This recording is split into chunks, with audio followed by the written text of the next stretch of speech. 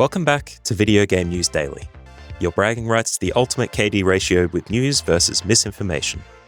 To get notified of new episodes, sign up to the mailing list at signup.videogamenewsdaily.com and subscribe to this podcast for game news every weekday.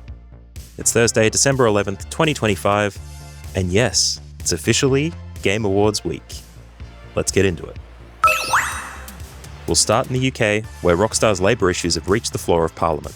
Prime Minister Keir Starmer has called the reported firing of 31 staff, including union members at Rockstar's Edinburgh studio, deeply concerning and says ministers will look into the case. The firings came after an organising push and have been widely framed as union busting by workers and observers. When your HR problem becomes a political problem, it's rarely because everything is fine. Sega has been talking investors through how it wants to use AI in game development. The company says AI will be used to improve efficiency and support content creation, but insists it isn't there to replace human creativity or jobs. That's the line, at least. Players and devs alike have heard a lot of "don't worry, this won't change anything" right before everything changes.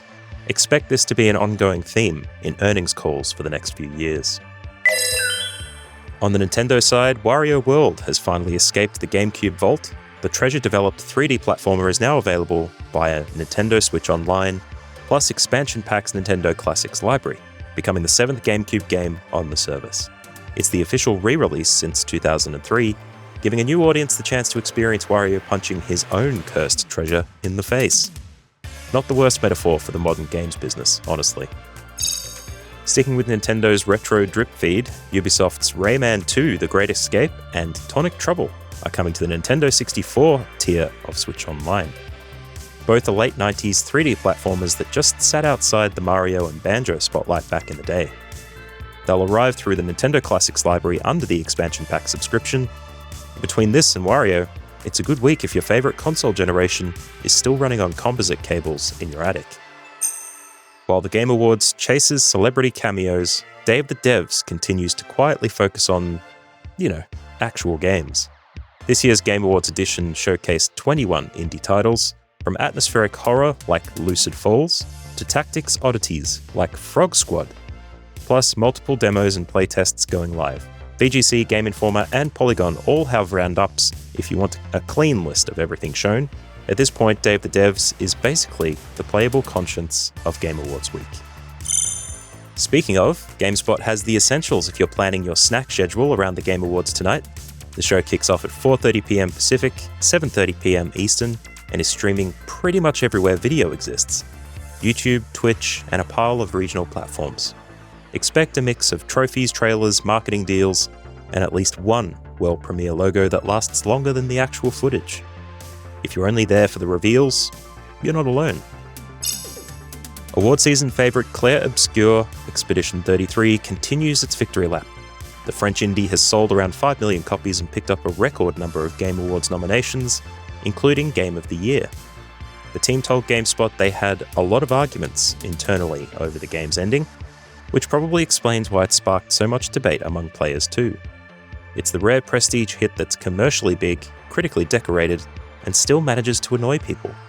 Which, let's be honest, is kind of ideal. In comeback news, John Romero's cancelled shooter project has been resurrected. The Doom and Quake co-creator says the game was effectively dead before being saved, and repitched with a new design direction.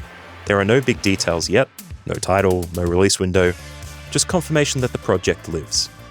That's more than most cancelled shooters get, even if it does mean expectations just got dialed up to unreasonable.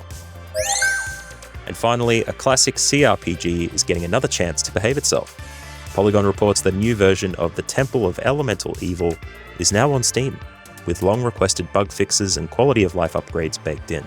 The original 2003 release was infamous for needing multiple fan patches just to be playable. If you've ever wanted to dive into the old-school Dungeons & Dragons design without wrestling your install folder, this might be your moment. That's all for today. Subscribe to the Video Game News Daily podcast, sign up to the mailing list at signup.videogamenewsdaily.com for all the news sources and to get notified when a new episode drops. And send this podcast on to a friend if you know they need the news. Thanks for listening, and see you next time.